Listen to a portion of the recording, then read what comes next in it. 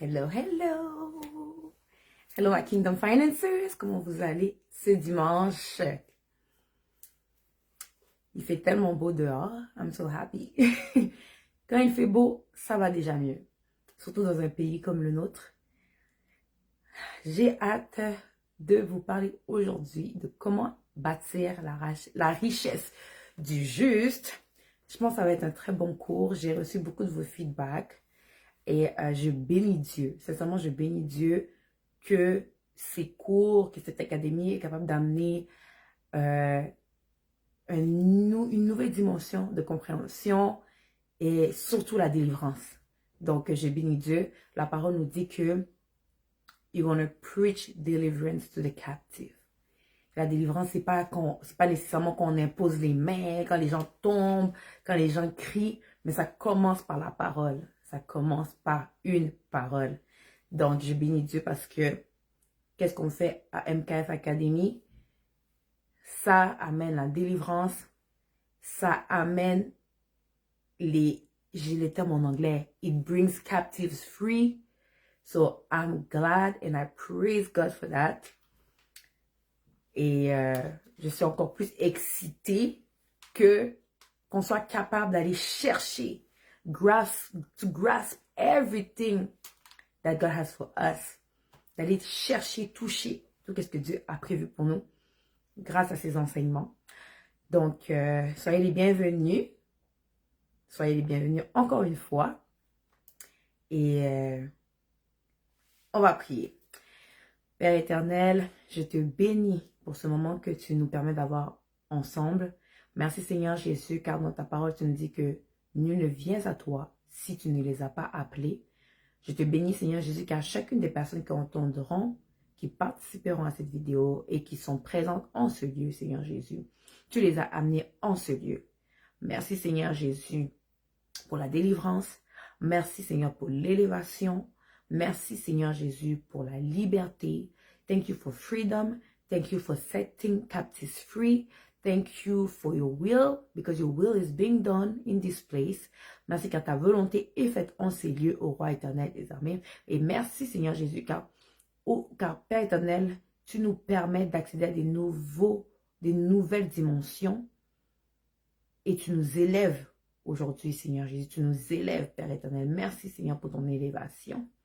Seigneur, nous disposons nos cœurs, nous disposons nos esprits, nous disposons, Seigneur Jésus, à ta parole, le roi éternel des armées, qu'elle puisse être une lumière pour notre âme et qu'elle puisse amener la lumière qu'on avait de besoin pour aller, Seigneur Jésus, et être de bons intendants, de bons serviteurs, Seigneur du royaume des cieux, et faire ta volonté et amener ta volonté sur terre, Seigneur Jésus. Nous te bénissons.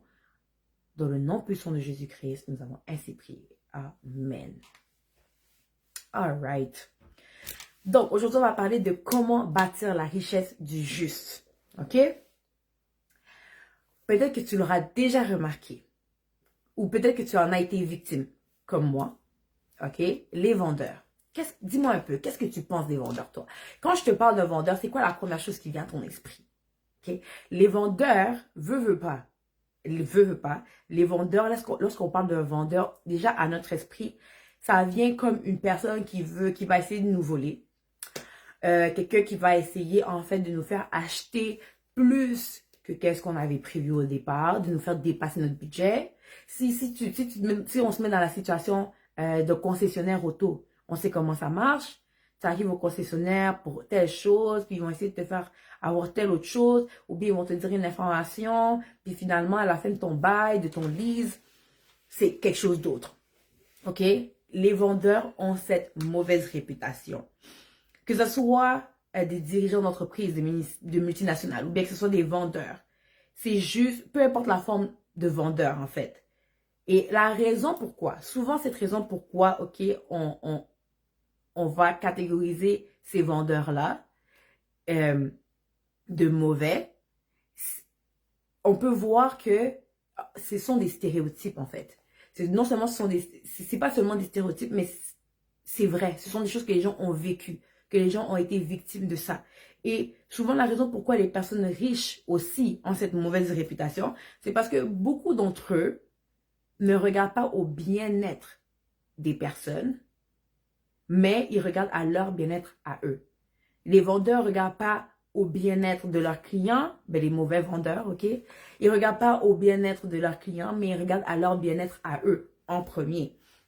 Et toujours dans cette quête de performance et de profit plus élevé, il y en a d'autres qui se sont livrés au mensonge, on peut le voir, je pense que vous l'avez déjà vécu, ils vont te dire que cet objet, cette chose a tel attribut et tout, mais en réalité ce sont des mensonges et c'est seulement pour être capable de te vendre la chose qu'ils veulent te vendre pour qu'ils puissent avoir leur commission.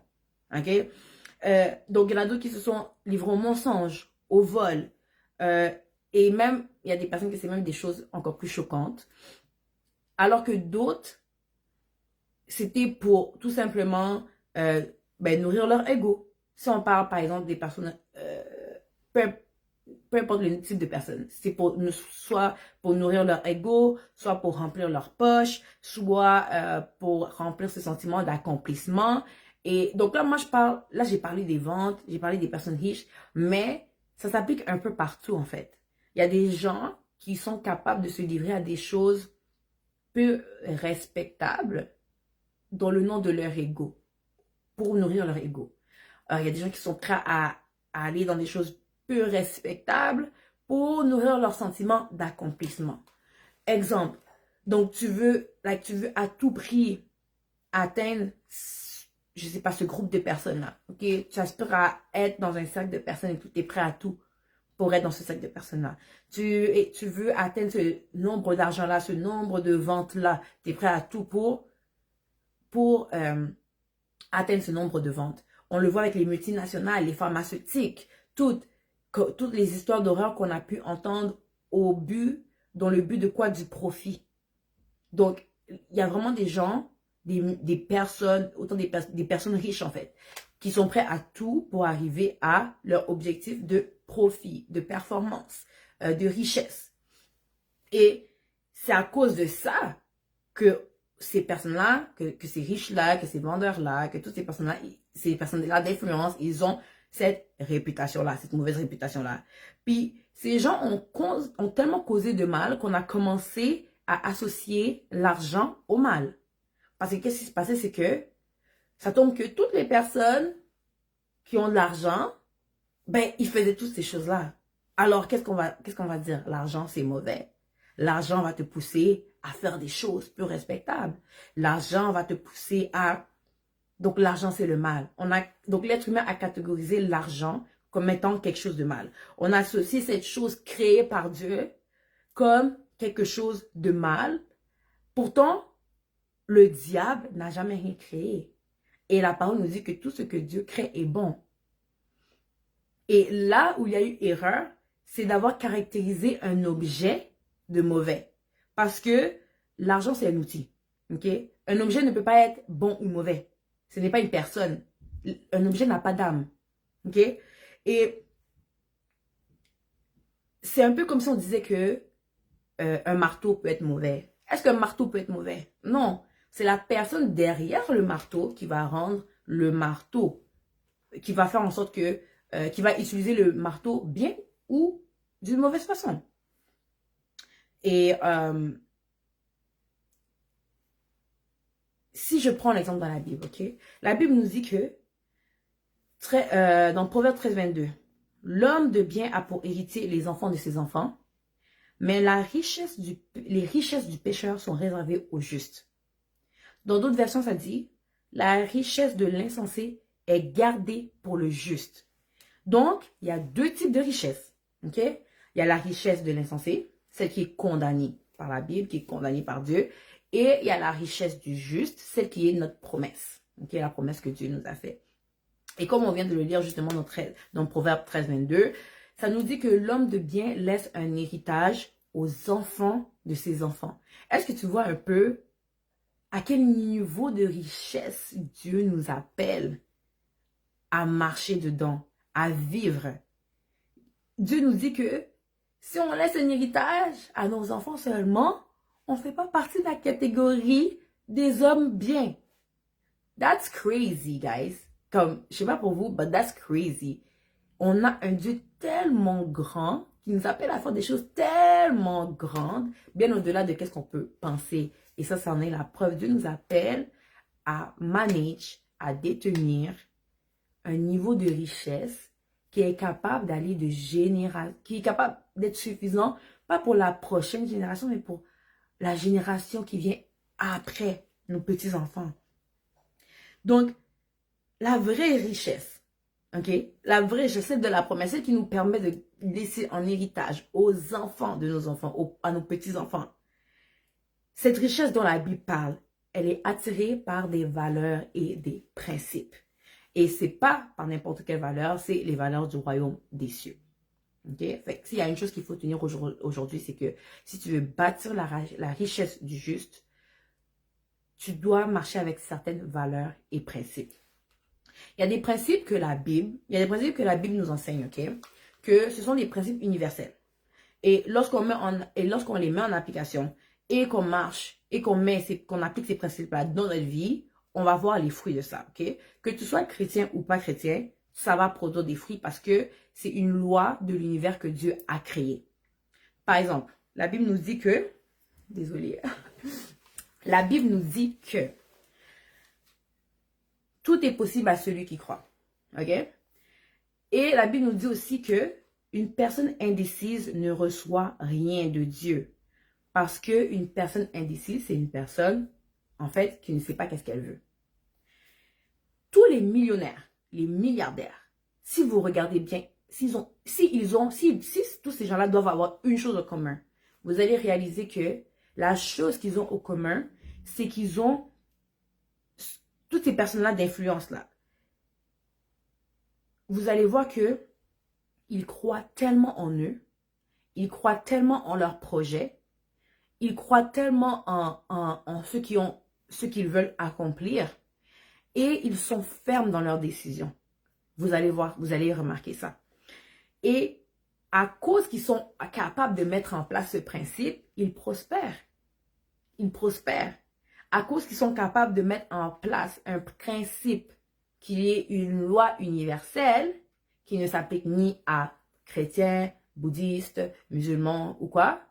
C'est une loi universelle. À cause qu'eux, ils sont capables de mettre en application cette loi-là, ils profitent des fruits de ça. OK? Et il faut toujours se rappeler en fait que c'est toujours en fait pour nous rappeler que Dieu n'est pas chrétien. Dieu est un esprit. Donc, anything, okay? So anything that someone is able to grasp in the spirit, he will be able to benefit from it. Okay? Parce que c'est dans l'esprit. C'est une loi, c'est déjà créé. Et donc je reviens, ok? L'univers fonctionne avec des lois que Dieu a créées, ok? Si vous remarquez bien dans la Bible, ok, le prophète, est-ce que vous vous rappelez comment le prophète Jérémie appelle Dieu? Si vous regardez tout le passage là de Jérémie, tout le livre de Jérémie là, dans le livre de Jérémie, vous verrez que le nom de Dieu qui est le plus utilisé dans ce chapitre, en fait, dans le livre de Jérémie, Jérémie appelle Dieu le maître de l'univers, ok? Et donc, imaginez-vous, ok, dans ces personnes qui dirigent les mondes, dans ces personnes qui dirigent le monde, il y a... je ne veux pas me mêler dans les mots, je veux vraiment bien placer mes idées là pour que vous puissiez bien comprendre. Ok? Imaginez-vous, ok, dans le monde dans lequel on vit, ces gens-là, ces personnes-là qui ont de l'influence, ok? Ces personnes-là qui dirigent le monde, ces personnes-là qui ont mis des lois comme quoi des enfants de 3 ans peuvent décider de leur sexe. Ou bien ces gens-là qui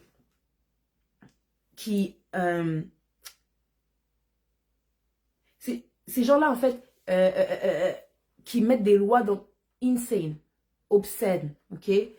Ils sont même en train de passer une loi que Ah, c'était quoi encore la loi? La loi qui veulent commencer à légaliser les relations adultes et enfants. Imaginez-vous ces personnes-là. Hein. Ces mêmes personnes-là qui dirigent le monde, ce sont aussi des personnes qui croient aux lois de l'attraction, euh, qui prient l'univers. Oh, moi, je suis spirituelle. Moi, je crois pas en Dieu, je crois à l'univers. Ces gens-là, il y a beaucoup. Donc, parmi ces gens-là qui dirigent le monde, il y en a beaucoup qui croient en l'univers, qui croient aux lois de l'attraction, toutes ces choses-là. Là. Imaginez-vous, ok? Et maintenant, ces mêmes gens-là qui dirigent le monde, ces gens-là à qui on a laissé notre place, ok? Qu'on a laissé notre place parce que nous n'avons pas ouvert notre Bible et que nous sommes laissés enseigner par des personnes qui n'avaient pas de révélation sur l'argent ou qui ont été tout simplement mentis parce que, veux pas, eux aussi, ça va de génération en génération. De la même façon que nous, on a été mentis, ces gens-là aussi, ils ont été mentis. Et eux non plus, ils n'ont pas ouvert leur Bible. Ils n'ont pas ouvert leur Bible pour voir qu'est-ce que la Bible parlait. Qu'est-ce que la Bible disait par rapport à la richesse? Qu'est-ce que la Bible disait par rapport à l'argent? Donc, à cause de ça, à cause de ce mensonge dans lequel on a vécu, à cause de tout, on n'était pas capable d'ouvrir notre Bible, on n'était pas capable d'ouvrir notre Bible pour nous-mêmes, on a pris beaucoup de retard. Ok, on a pris beaucoup de retard. On a cru qu'on devait vivre dans une vie minimaliste et tout. Et durant ce temps-là, pendant que nous, on est en retard, ces gens-là, ok, qui croient à l'univers, qui croient à toutes ces choses-là, eux, ils mettent en application des lois de l'univers, les lois que Dieu a créées, ok? Ils ont été capables de détecter ça, de les mettre en application, puis ils s'enrichissaient. Pendant que nous, on dormait, eux, ils s'enrichissaient. Puis ils se sont enrichis de plus en plus. Donc, on les a carrément laissé la place, en fait. On leur a laissé la place de s'enrichir, d'avoir une voix, d'avoir de l'influence, au point qu'ils ont atteint des postes au gouvernement, atteint des postes d'influence, ou bien ce sont des gens qui financent les campagnes politiques. On leur a laissé cette place-là, ok? Et ce sont ces mêmes gens-là qui croient en toutes ces choses-là, donc en fait ces gens-là, ils ne savent même pas qu'en réalité, ils ne font que mettre en place, pratiquer en fait des lois que Dieu a créées lui-même, sans savoir que c'est Dieu qui a créé ça. Donc, eux, ils pensent que c'est leur Dieu, l'univers, ok? Sans savoir que c'est le seul vrai Dieu, Jésus-Christ, qui a créé ces lois-là. Mais nous, on reste dans l'ignorance. Donc, eux, ils ont l'ignorance du Dieu qu'ils servent. Ben, ils ne servent pas ce Dieu-là, je ne veux pas dire ça. Mais donc, eux, ils ont l'ignorance de ça vient d'où tout ça. Et nous, on a l'ignorance de ces principes-là. Ok? Donc, je vais revenir avec mes notes pour être sûr que je ne manque rien.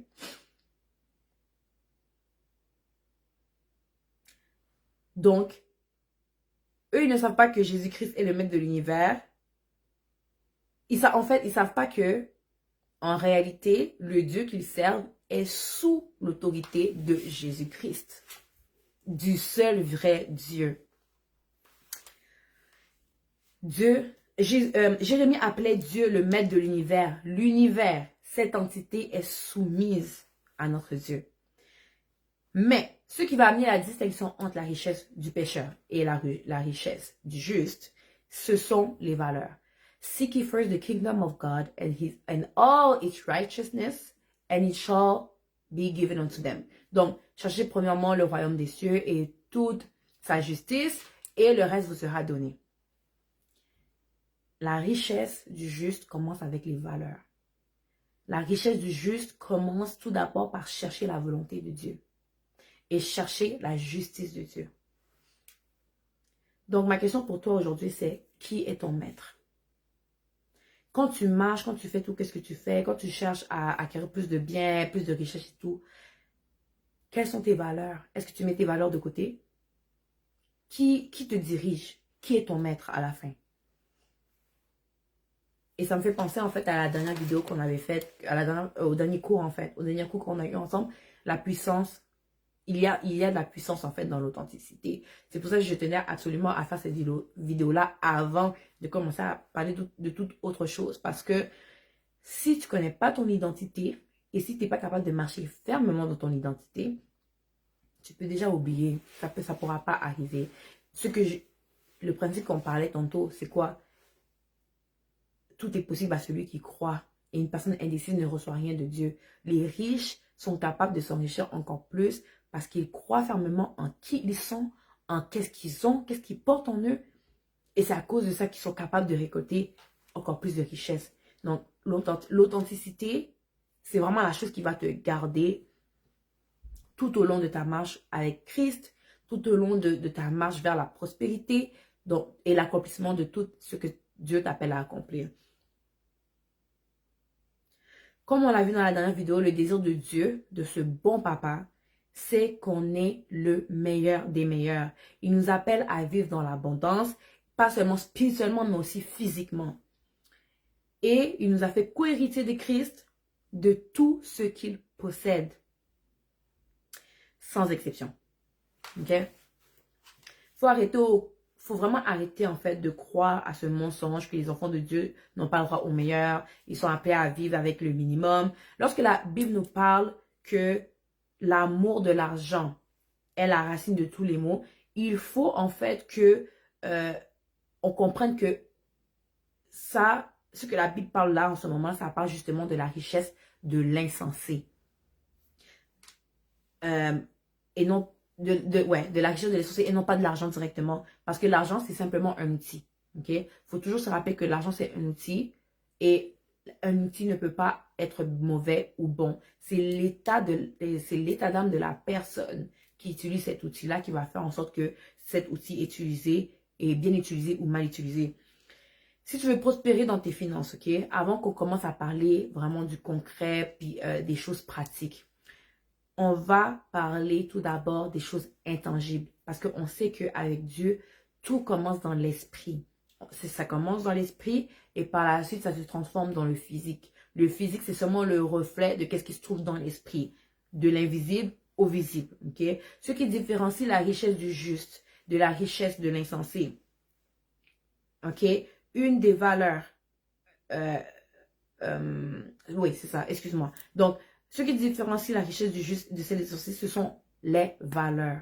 Parce que qu'est-ce qu'on a vu plus tôt, c'est quoi? C'est que les principes, que tu sois chrétien, c'est fou parce que, en tout cas, ça, c'est seulement la justice de Dieu, puis dans la souveraineté de Dieu, parce que Dieu fait qu'est-ce qu'il veut.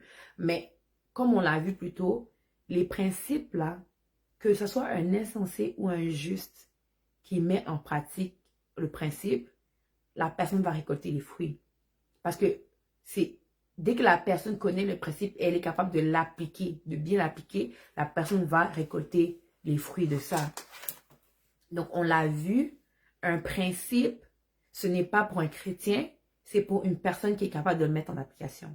Alors, la seule chose qui différencie la richesse du juste de l'injuste, ce sont les valeurs et les valeurs du royaume des cieux. La première valeur que je veux parler avec vous ce matin, on n'est plus le matin. Donc, la première valeur que je veux parler avec vous, c'est le service, ok? La première valeur, ok, de la richesse du juste. En fait, la richesse du juste est attirée par certaines valeurs, ok? Puis, une des valeurs qui attire la richesse du juste, qui fait en sorte que la richesse du juste est attirée vers toi, c'est le service. Alors que la richesse de l'insensé, au lieu de servir les gens, ils utilisent les gens. Ok? Le riche, il s'enrichit en se servant des gens, mais le juste s'enrichit en servant les gens. On l'a vu avec les vendeurs plus tôt. Ils vont utiliser, je dis vendeurs, mais vraiment les personnes riches. En fait, le stéréotype des personnes riches, des mauvaises personnes riches, dans laquelle on a mis toutes les catégories, puis que c'est pour ça qu'on dit que les gens riches ne sont pas des bonnes personnes. Mais je parle vraiment de ces catégories-là, parce qu'on sait qu'il y a des gens riches qui sont des bonnes personnes. Ok? Donc, ces gens riches-là qu'on a catégorisés de mauvaises personnes, puis que c'est pour ça que les riches ont une mauvaise réputation, c'est toutes des personnes qui utilisaient des gens pour arriver à leur fin, pour arriver à la richesse dans laquelle ils vivent en ce moment. Et C'est ça, c'est là où il y a vraiment la différence. Dans le royaume, plus tu sers les gens, plus tu t'enrichis. Alors que eux, plus ils se servent des personnes, plus ils s'enrichissent. OK? Donc, si tu veux attirer la faveur de Dieu, sers le plus de personnes possible. Comme le plus, dans le royaume, en fait, plus tu sers, plus tu marches dans ton appel et que tu travailles dans ton appel, plus tu es capable d'attirer, en fait, la faveur de Dieu pour qu'il puisse te donner plus. La Bible nous dit dans Jean 3,16, « Car Dieu a tant aimé le monde qu'il a envoyé son Fils unique, okay, pour que quiconque croit en lui ne périsse point, mais ait la vie éternelle. » Dieu nous a tant aimé qu'il a donné. OK? Dieu nous a tant aimé qu'il a donné son Fils unique pour que toi, pour que moi, on soit sauvés. OK? Je ne sais pas si tu réalises en fait à quel point tu peux avoir de la valeur aux yeux de Dieu. Je ne sais pas si tu réalises en fait à quel point... je ne sais pas si tu réalises ta valeur aux yeux de Dieu. Dieu, qui sommes-nous, toi et moi, pour que Dieu sacrifie son Fils unique, l'envoie sur la croix, le fasse souffrir tout ce qu'il a souffert, pour que toi et moi, on soit sauvés? Si tu es capable de me répondre, réponds-moi. Je pense qu'il n'y a personne d'entre nous qui est capable, en fait, de comprendre la plénitude de la valeur que nous avons aux yeux de Dieu. Moi, en tout cas, ça me dépasse. Quel est ce niveau de valeur que moi j'ai qui va faire en sorte que Dieu sacrifie son seul fils, le fasse souffrir pour que moi, je sois sauvé? Et quand je dis ça, en fait, je veux sonner la cloche pour que tu réalises à quel point tu as de la valeur aux yeux de Dieu. OK? L'être humain a tellement de valeur aux yeux de Dieu. Alors, une personne qui vient en aide à un être, à l'être que Dieu a tant aimé, comme toi et moi. OK? Une personne qui vient à mon aide, une personne qui vient à ton aide, est-ce que tu sais à quel point donc Dieu se réjouit? Est-ce que tu sais à quel point donc ça fait du bien à Dieu de voir que l'être si cher pour laquelle il a sacrifié son Fils unique est pris soin par une autre personne? Essaie de voir un peu cette position-là, ok? Dieu, il aime tellement l'humain, ok? Il m'a tellement aimé. Alors, une personne qui vient m'aider, comment Dieu va voir cette personne-là? Est-ce que Dieu va pas voir que, oh, cette personne-là prend soin de mon être le plus cher, alors je vais lui donner plus pour qu'il continue de venir en aide à cette personne qui m'est chère. Donc, c'est ça la puissance dans les services. Tu sais, des fois, à l'église, on nous parle, on nous parle du service, mais on ne comprend pas à quel point, en fait. Si on n'est pas, imagine, on n'est même pas capable de comprendre à quel point Dieu nous aime. On n'est pas capable de comprendre à quel point on a de la valeur aux yeux de Dieu. Mais là, c'est maintenant pour nous amener à comprendre à quel point on attire la faveur de Dieu sur nos vies, qu'on est capable de servir l'être cher, comme cet être cher qui tient, à qui Dieu tient tellement. C'est un peu comme un papa et son enfant, une mère et son enfant. Comme, c'est cet amour-là, en fait, qu'on est capable de voir, comme Dieu nous aime tellement, en fait. Donc, si une personne nous vient donc si une personne nous vient en aide, ça attire directement la faveur de Dieu sur cette personne-là parce qu'il se dit, regarde, toi tu fais du bien à mon enfant, tu fais du bien à mon fils, tu fais du bien à ma fille.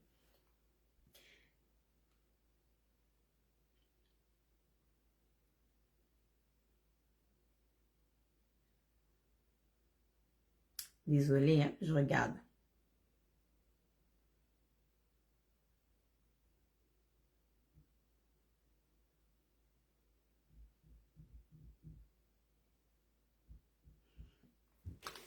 Et une des choses, en fait, que je veux que vous compreniez, c'est que la bénédiction de Dieu, ça tombe pas d'une façon farfelue, ok? Dieu va pas faire tomber les choses du ciel pour te bénir. Dieu va toujours utiliser une personne pour te bénir. Donc,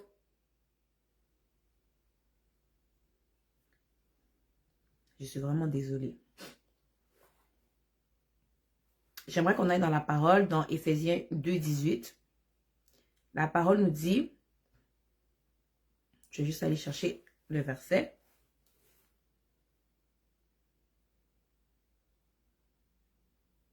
All right. Donc, Éphésiens 2, 18.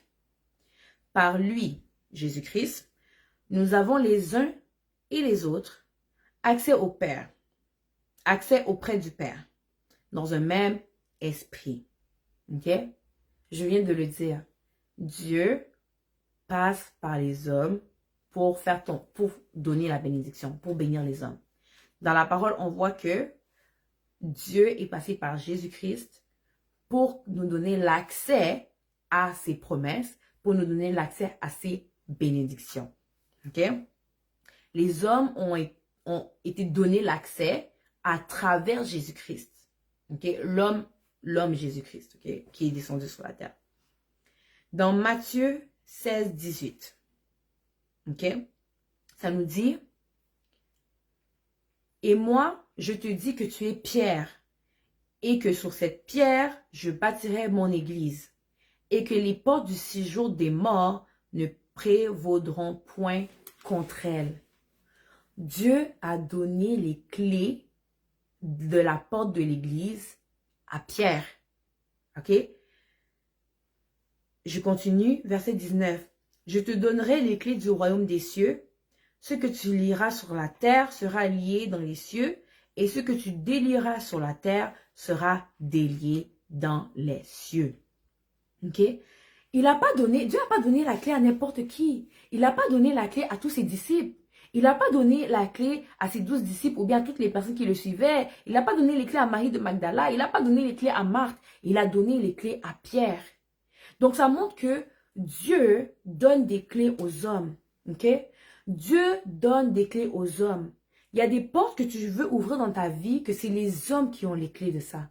Il y a des portes, il y a des dimensions auxquelles tu aimerais accéder, mais Dieu a donné la clé de cet accès-là à un homme. Ok? Et Dieu, de là où il se trouve, il regarde sur la terre et il cherche. Il recherche par quelle porte il va être capable de faire passer sa bénédiction. Ok? De transmettre sa bénédiction.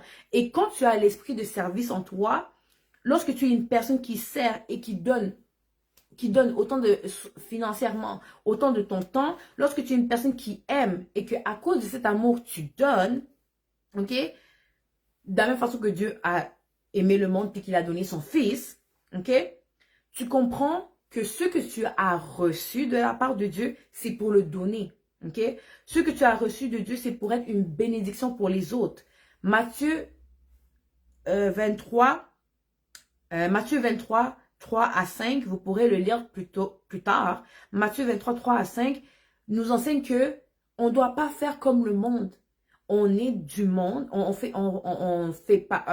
vit dans le monde, mais on ne doit pas faire comme le monde. Eux, ils s'enrichissent pour enfler leur ego, pour enfler leur sentiment d'accomplissement, pour se sentir important et tout. Mais nous, on n'est pas appelés à faire comme le monde. Lorsque Dieu nous donne, c'est pas pour qu'on puisse s'engraisser, grossir et tout, mais c'est plus pour qu'on puisse le redonner. Parce que quand tu redonnes, c'est la bénédiction de Dieu. Donc Dieu a déposé une bénédiction sur toi, ok? Et Dieu, il cherche à bénir d'autres de ses enfants qui sont chers à leurs yeux. Alors quand tu reçois la bénédiction et que maintenant tu donnes en forme de service, ok? En forme de service au royaume des cieux, donc tu es le conduit que Dieu utilise pour bénir ses enfants. C'est là où, je ne sais pas que vous comprenez ce que j'essaie d'expliquer. Dieu cherche des personnes qui vont être des conduits de sa bénédiction. Donc, alors que Dieu fait descendre sa bénédiction sur toi, toi tu reçois, oh my God, God bless me and everything. Ça s'arrête pas là. Ça s'arrête pas là. Dieu ne te bénit pas pour que tu gardes ça pour toi. Donc, Dieu cherche des personnes qui vont être des conduits de sa bénédiction. Quand Dieu te donne une clé, comment toi tu es capable de faire bénéficier cette clé-là à d'autres personnes? Et c'est ça. Donc, c'est vraiment ça, en fait. Donc, c'est pas pour que tu deviennes égoïste, comme on l'a vu, ok? Dans le monde, ils reçoivent pour s'enfler d'orgueil ou quoi que ce soit. C'est pas pour que tu deviennes égoïste. C'est pas pour que tu deviennes avare ou que tu sois vu des hommes, ok? Dieu ne va pas te bénir si tu as ces motivations-là. La personne qui fait ça dans le but de se faire acclamer par les hommes, en réalité, cette personne-là reçoit déjà sa récompense. Elle reçoit sa récompense de la part des hommes. Donc, si ton objectif, c'est de servir les gens pour être vu par les hommes et tout, pour être acclamé par les hommes, sache que tu as déjà reçu ta bénédiction, puis ta bénédiction va s'arrêter à la récompense que les hommes te donnent, et non pas celle que Dieu te donne. Ok? Mais la plus grande récompense vient de Dieu. Et donc Dieu, en fait, il va chercher la personne que lorsqu'une personne rentre en contact avec cette personne-là, sa vie change. Ok? Est-ce que quand tu te regardes, est-ce que quand tu rentres en toi-même, est-ce que tu te dis, ok, comme je suis une source de bénédiction autour de moi? Est-ce que quand les gens rentrent en contact avec moi, leur vie change? Ou bien, comme c'est quoi qui se passe? Dieu cherche des personnes que lorsque ses enfants, cet être cher qu'il a chéri, pour qui il a sacrifié son fils unique, il cherche une personne que quand cette personne va rencontrer avec une autre personne, la vie de cette personne-là va être transformée. Elle va être changée, ok? Quelqu'un qui a le cœur disposé à donner, disposé à servir, le cœur disposé à se rendre plus utile. Donc, à chaque fois en fait que tu vas te donner, que ce soit par des dons financiers, que ce soit par ton temps, que ce soit par ton énergie, que ce soit par l'aide que tu apportes, je sais pas, aux orphelins, peu importe, ok? Dieu va continuer à déverser en toi parce que en réalité, c'est comme une chaîne de réaction. Dieu déverse, toi tu donnes. Dieu déverse, toi tu donnes. Le moment que tu arrêtes de donner, Dieu ne peut plus déverser. Parce que en réalité, c'est vraiment une réaction en chaîne. Donc Dieu, c'est ça. Donc c'est vraiment ça. Donc en fait, Dieu va pas te bénir pour que les gens te regardent et disent waouh, like ça fait pas de sens. Mais Dieu a besoin, pour que Dieu soit capable de bénir ses enfants, il a besoin de conduits. Il a besoin de vaisseaux disponibles. Ok? Soit un vaisseau disponible. Comment tu es un vaisseau disponible? C'est en servant, en donnant. Ok? Donc, soit un vaisseau disponible, puis tant que tu vas être un vaisseau disponible, la bénédiction sera capable de descendre. Et donc, tu vas jamais manquer, en fait. Ça va être vraiment, donc, c'est à l'infini parce que c'est une réaction, en fait. C'est vraiment une chaîne.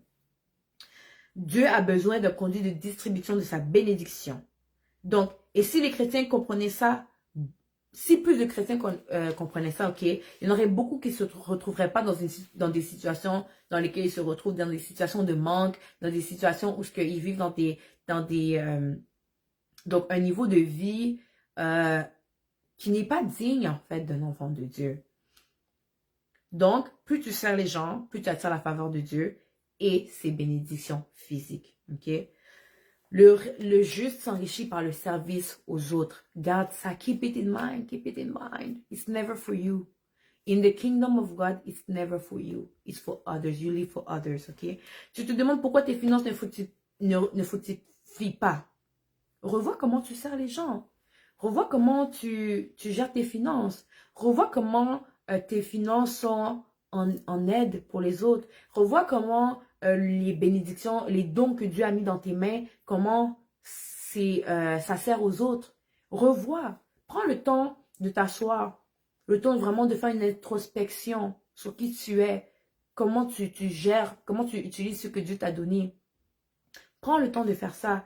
Tu te demandes pourquoi ta business ne génère pas autant de choses que tu voudrais. Tu ne sers pas assez de gens. Tu ne résous pas assez de problèmes. Ok? Plus tu es capable de résoudre des problèmes, plus Dieu pourra augmenter ta capacité à être une solution. Et en étant une solution pour les autres, tu t'assures d'être béni parce que on récolte ce que l'on sème. Et ça aussi, c'est un principe. C'est pas un truc de valeur. Plus tu sèmes des bonnes choses, plus tu vas récolter des bonnes choses. Le royaume de Dieu est basé sur l'amour. Tant que tu vas être capable d'aimer ton prochain, ok? Quand tu aimes ton prochain, tu donnes. Quand tu aimes ton prochain, tu vas servir ton prochain. Dieu était là, il servait le peuple. Dieu était là, il servait ses disciples. Il se mettait comme le plus petit parmi ses disciples. Laver les pieds de ses disciples. Il s'est mis comme serviteur de tous. Et il a été donné le nom au-dessus de tout autre nom. La même façon que on est appelé à s'aimer les uns les autres. Premier commandement que Jésus a dit dans le Nouveau Testament. Premier commandement, aimez-vous les uns les autres. Quand tu aimes, tu donnes. Quand tu aimes, tu sacrifies. Quand tu aimes, tu es au service des autres. Tu ne penses pas à toi. Et when you're a selfless person, this is when God can bless you. Because you're not trying to bless yourself by yourself. You are letting God bless you, literally. Parce que c'est comme si, en fait, donc, je sais pas comment on dit, like, you're selfless. Donc, ce n'est pas de toi, tu ne penses pas à toi. Et c'est ça que Dieu nous appelle à être, to be selfless people. Donc, à nous aimer les uns les autres. Puis, en s'aimant les uns les autres, on sera une bénédiction pour les autres. Et en étant une bénédiction pour les autres, c'est comme ça que Dieu peut continuer à déverser sa bénédiction. Parce que every time you empty yourself, God needs to fill you up again. Donc, l'amour, c'est servir. Servir, c'est prendre soin d'un être cher aux yeux de Dieu. Nous sommes des êtres chers nous sommes des êtres chers aux yeux de Dieu. OK? J'aimerais juste mettre un disclaimer. OK? OK? Je dis pas ça. En ce moment, je suis pas en train de dire que sers Dieu dans le but de manipuler Dieu pour qu'il te bénisse. OK? Comme, il y a des gens qui entendent, mais qui n'entendent pas. Okay? Donc, je reprends pour ces gens-là. Je ne suis pas en train de donner des trucs pour que tu manipules Dieu dans le but qu'il puisse te bénir. Parce qu'à la fin, si tes intentions ne sont pas bonnes, Dieu voit ton cœur, ça ne va pas arriver. Tout ce que je dis, toute la vidéo que j'ai faite aujourd'hui là, si la posture de ton cœur n'est pas bonne, si ton cœur n'est pas pur dans ses motivations, ça ne va pas fonctionner. Tu pourras servir 1 million de personnes, ça ne va jamais fonctionner. Parce que ta motivation n'est pas la bonne. OK? Tu ne seras pas différent des injustes. Tu ne seras pas différent de ces injustes-là dont la Bible parle. Parce qu'en réalité, au fond de toi, tu te sers. Tu te sers encore de ces gens-là. Tu te sers encore de la prunelle des yeux de Dieu. Tu te sers de ces gens-là. Donc, c'est sûr que Dieu ne pourra pas te bénir de cette façon-là. Donc, tu dois toujours te rappeler que tu le fais parce que Dieu nous appelle à nous aimer les uns les autres. L'amour, c'est une action. C'est pas juste dans les paroles. Oh, tu sais, t'as quelqu'un qui vient, oh, j'ai de la misère à payer ça, puis comme, t'as comme des économies pour je sais pas combien d'années dans ton compte, puis t'es pas capable de sortir une petite somme pour aider la personne. Ou bien, tu sais, là, je parle d'argent, mais ça peut être tellement dans autre chose, ça. Quelqu'un qui avait besoin de ton temps, quelqu'un qui avait besoin. Oh oui, je vais prier pour toi.